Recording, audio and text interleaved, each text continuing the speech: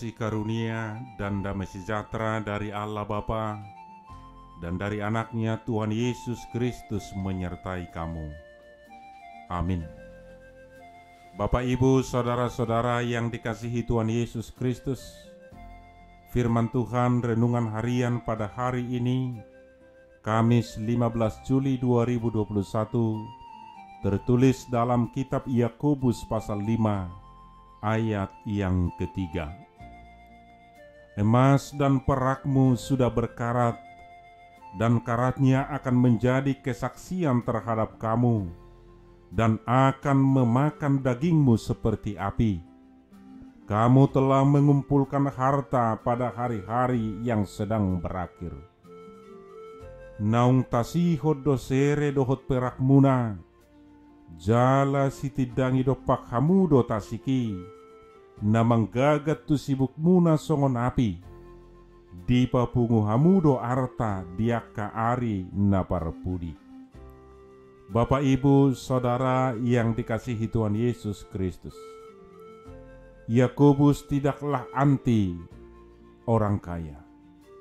Meskipun nadanya keras, namun perkataannya itu ditujukan kepada orang-orang kaya tertentu. Orang-orang kaya yang dikecam oleh Yakobus adalah mereka yang mengumpulkan harta pada hari-hari terakhir. Mereka yang menahan upah buruh, mereka yang berfoya-foya dan mengumbar hawa nafsu, dan menggunakan kekayaannya untuk menindas dan membunuh orang-orang yang lemah. Saudara yang terkasih, kita tahu bahwa banyak orang kaya yang dipakai Allah. Kekayaannya digunakan untuk kemuliaan Tuhan. Tetapi tidak sedikit pula orang-orang kaya yang oleh kekayaannya jatuh ke dalam perbuatan-perbuatan dosa.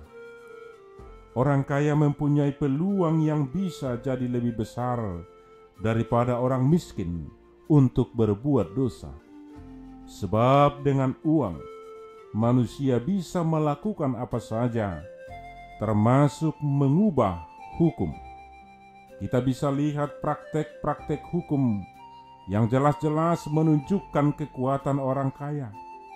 Ada bandar narkoba dihukum beberapa bulan saja, tetapi maling ayam bisa diganjar 1 tahun bahkan lebih. Uang dapat mengubah karakter seseorang. Uang mempunyai kekuatan yang ampuh bila manusia tidak dapat mengendalikannya. Uang dapat menghancurkan hidup seseorang. Uang di tangan orang bijak akan menjadi alat yang ampuh untuk meningkatkan kualitas hidup manusia. Tetapi di tangan orang bodoh, uang dapat membunuh diri sendiri dan menghancurkan hidup orang lain.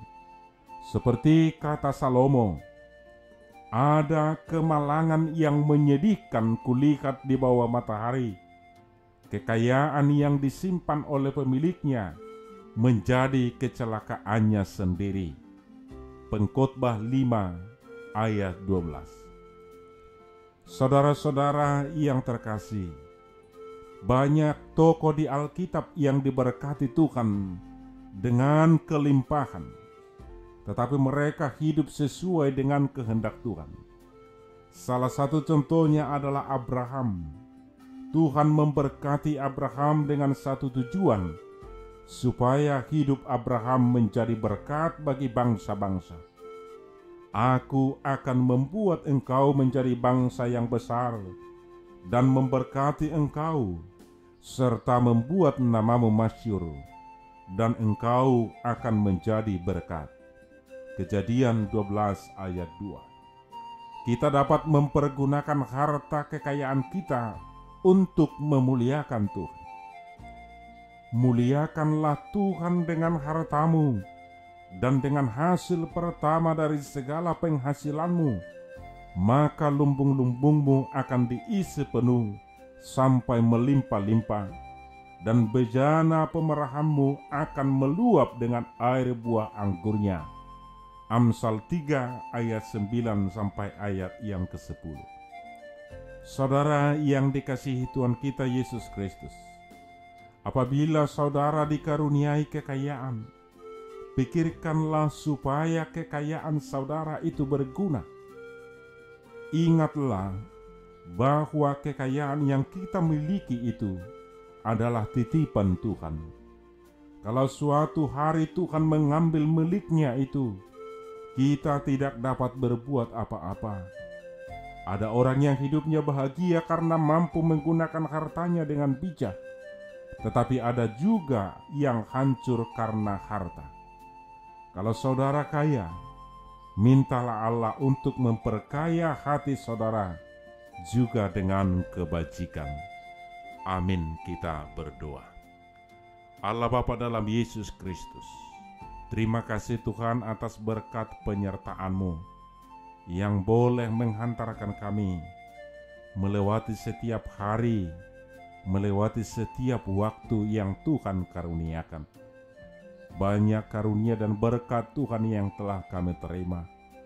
Mampukan kami Tuhan untuk boleh mempergunakannya untuk kemuliaan Tuhan saja. Di dalam Kristus Yesus kami berdoa. Amin.